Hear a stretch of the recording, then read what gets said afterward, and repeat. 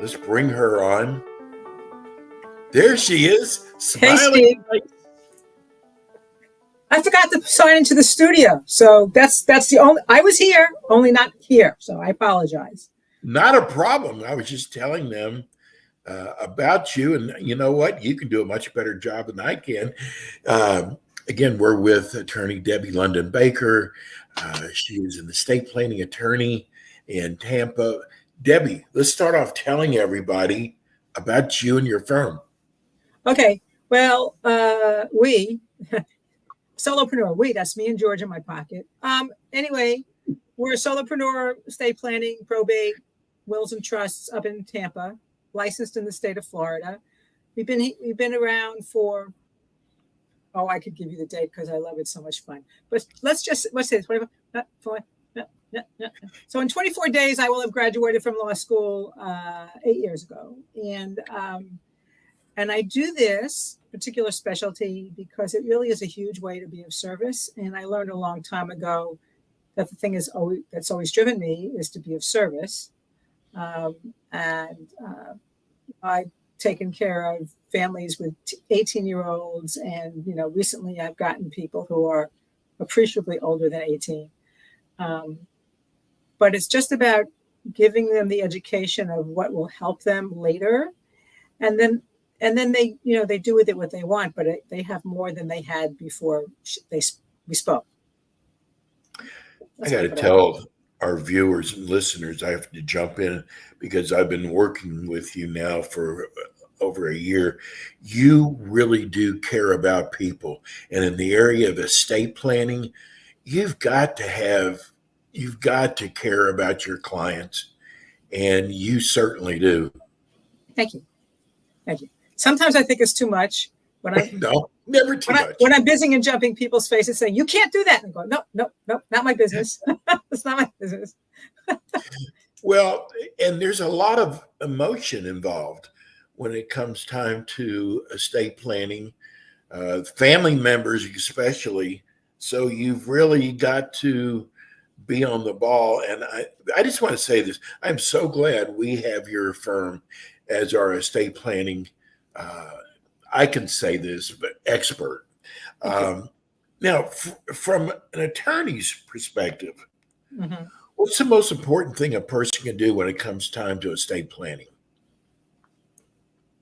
Oh, from an attorney's perspective. Well, I guess the most important thing is to do it. Actually, well, this isn't mine, but I just purchased Round To It. So do you know what a Round To It is, Steve? I do not. Okay. So anyway, a Round To It is a coin that's round, and in the middle it has TUIT. So when people say, I'll do this when I get around to it, it's you give them one, and then it's really hard for them not to do it anymore. Well, it's more difficult. Let's put it that way. But the biggest thing is to do it. It is to have a conversation with an attorney, not with your friend who thinks they know, which we've all done. We think we know, but we don't know about things we don't know anything about. Whether it's that you don't own anything, which is not true, whether it costs too much, which is not necessarily true, whether you'll die as soon as you do it. Those are the three biggest superstitions. And you just want to do it. If you have an 18-year-old in the house, you want to do it. You want to be able to help them if something comes up. So I would say the biggest thing is to get your own education. Call people who've done it. Ask them for referrals. And the thing I've learned is you want to work with the person, not necessarily who's been in practice the longest or has the most additional credentials after their JD. You want to work with the person that you're comfortable with. You're comfortable saying, my children don't get along and I don't know what to do about it. Or I had a woman last week she was going to disinherit her son. She left him a life insurance policy, so she wasn't cutting him out completely. And then when she looked at the language in the documents, she had the courage to call me and say, you have to take that out. I can't do that. I'm not going to run the risk of ever seeing this in writing. So, okay, no problem. Or the person who says, I know I haven't spoken to my son. I have one family like this. One of the woman's 4 daughters really wound up treating her terribly. Well, she left whatever little she has to all 4 of her daughters equally, where 2 of her daughters wanted her to just disown their sister.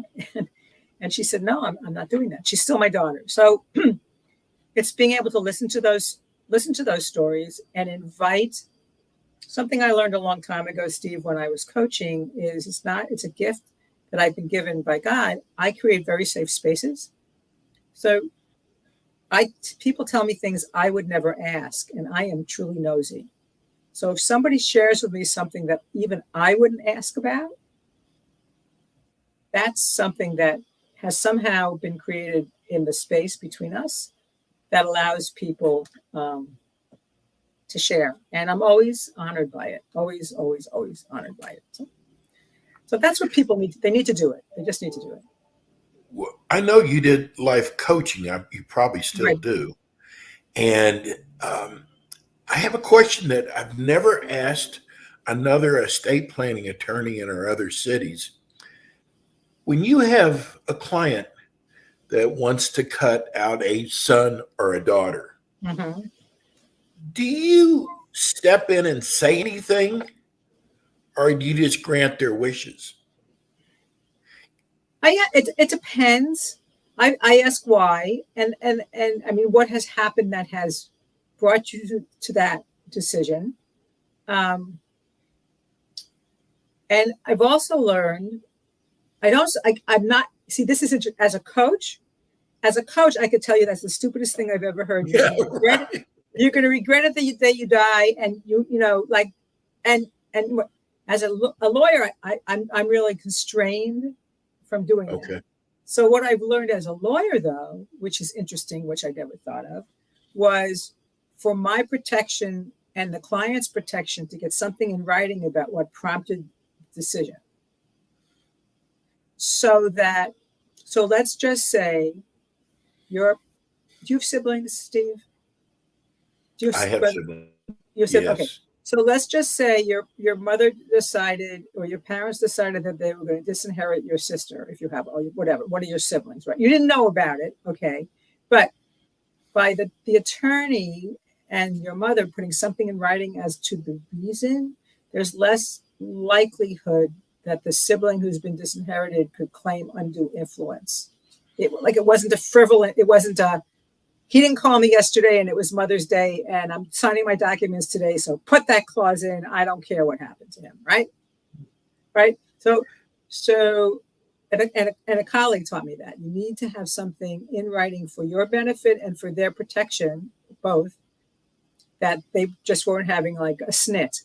They weren't in a snit about something. Right. But it breaks my heart every time. So I was very glad when this woman called and said, take that language out. I just take that out. And I do attempt to talk people out of it. Like, are you really sure you want to do this? People generally also disinherit the progeny of that child. I said, you really want to do that? You really want to disinherit your grandchildren because you're angry at their parent? And some people have said, oh, no, I don't want to do that. I said, okay. So we'll disinherit Joe Smith, but we won't disinherit Abby Smith and Bart Smith. But it breaks my heart. It breaks my heart. I think that's one of the toughest things about what you do, is when the people want to cut out a close family member. But what are some of the key surprises that people generally don't know about when they will cause a lot of distress after they fail, not doing a plan out properly? Because what you do is so important, and some people think that, oh, I've got plenty of time, I'm healthy, and because we just don't know from day to day, do we? No. So the things I do is they put it off until whatever that looks like, which is, I think for me, it's the not appreciating, you've heard me say this, and I love saying it because it's just funny.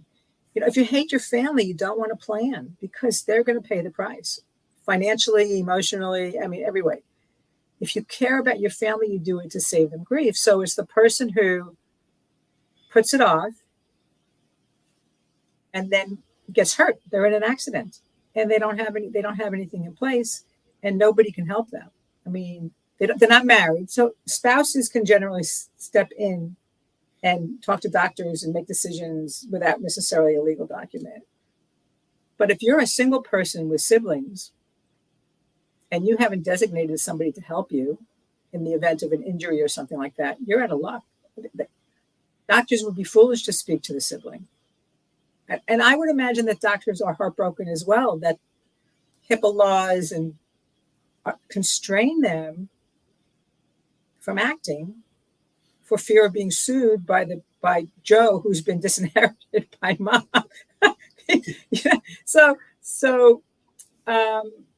So those are the things that break my heart. People who have Florida is really interesting, which I didn't come to learn until 3 years ago when I was doing a workshop and a gentleman said, Florida has the unique, I don't know if it's totally unique, but it's one of the few maybe who have a requirement for the people who represent you for your personal representative or executor in your will, where they must be a blood relative, regardless of where they live, or live in the state of Florida.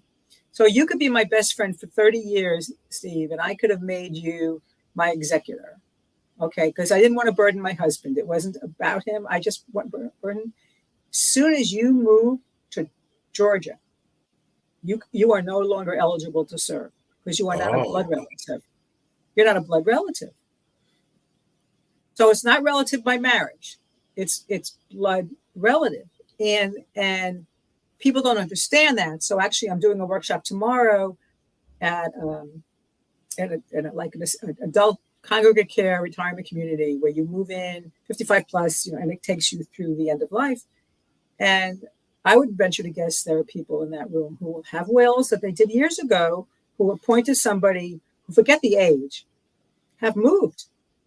And they're not aware, they can't serve. So now what's happening, people move to Florida and they don't have anybody because everybody they have, their family is no longer around, they don't live anymore, and they have no children, and all their people are up north. And they don't have anybody to appoint. So they could appoint a professional. Somebody like me can serve as a personal representative. The challenge with that is that has a fee attached to it. I mean, not the upfront fee of creating the documents, but if I have to be your personal representative for your state, I'm going to get part of the proceeds of the estate, however large or small it is. And that's money you wanted to go to the Humane Society or your church or your synagogue, and whatever small percentage that is, that doesn't go there. It's really heartbreaking. It's heartbreaking to hear people, we don't have anybody, say we don't have anybody. It's like, oh my gosh, how could you have nobody? How, and it's amazing how, I think we talked about this last time, that Prince, the singer, passed away and didn't even have a will. And here he had all these representatives, managers, that no one really told him that he needs to have a will. So he passed away with no will. And it caused a lot of trouble for a lot of the family members. Yeah. Who knows? People don't know. I worked with a financial advisor years ago. He was my financial advisor. And he said some of his favorite clients are young athletes who are smart enough to know they can't handle their own money. So you get, whatever it was then, it's like 10 times as much now. You get like a $5 million signing bonus to sign with whomever. And these people are smart enough, or their business managers are smart enough to say, go find a good financial advisor because you will blow this. So, yes. Who knows what happened with Prince or all the other people who die without any kind of plan, or just a will versus a trust where you've got millions and millions and millions of dollars, and you can choose, with a trust, you can choose. Clients have said to me, I couldn't handle $50 when I was 18. You think I could have handled $50,000 when I was 18? Right? Right. Yeah.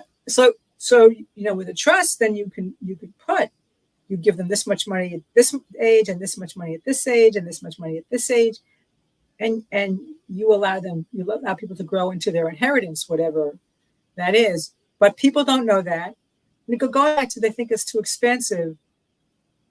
I've said that they don't have a frame of reference. So anybody listening here has purchased something for the first time that they thought was outrageously expensive, but they did it because they wanted it badly enough, which doesn't include estate planning, but they wanted it. They wanted the car, they wanted the suede jacket, they wanted the vacation, and they were going to go whatever. But then the next time somebody said, how much did it cost you to do that? You said, well, it cost me X number of dollars. And, it was a really good deal. I mean, I could have gotten it for less. I could have gotten it for more. But when you look at it, I got a deal. But until such time as you have a frame of reference. So when people tell me it's too expensive, I do say, compared to what? And they never have an answer. Well, they might have an answer. I can do it online. I'm like, you can. And I personally still believe it's very dangerous. Yes, I agree. It's not customized, and there's no way to do it. I've sent people, there are services that do it, like for subscriber. I've sent people there who are clearly without finances, without the wherewithal to pay pretty much any fee.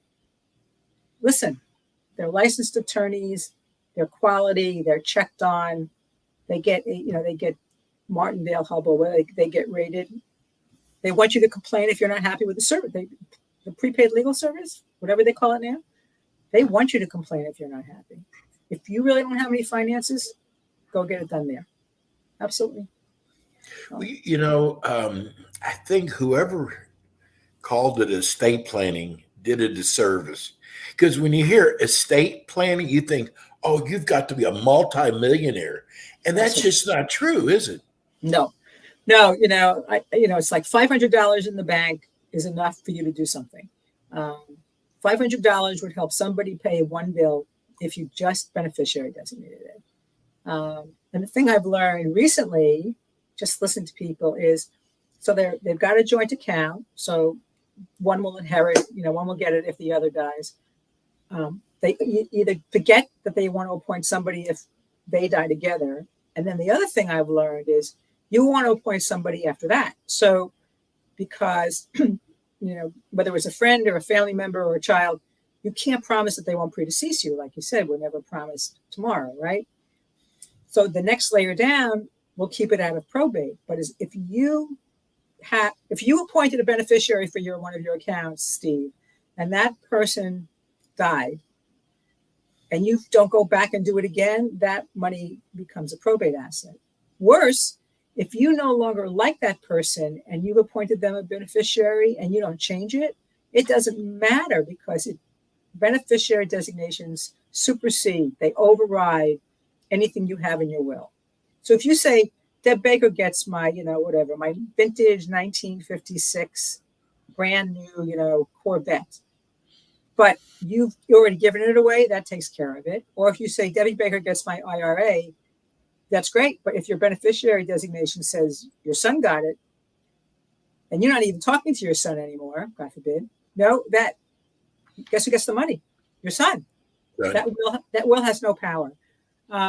So I would say in terms of things happening, that breaks my heart too. Well, what do you mean they're going to get it even though they didn't want them to have it? They never changed it. Never changed it. I got to tell you that your show goes by so fast. Now, if you're watching the show, we run Debbie's phone number across the scroll. But for those of you who are listening on radio, Debbie, give everybody your phone number. Okay. So my phone number is area code 813-586-1332. 813-586-1332. And my email is debbaker@londonbakerlaw.com. And if you can email me, remember the law, because people hear their mind cuts off at that third word and they say, I emailed you to debbiebaker.com. I went, londonbaker.com. Nope, londonbakerlaw.com.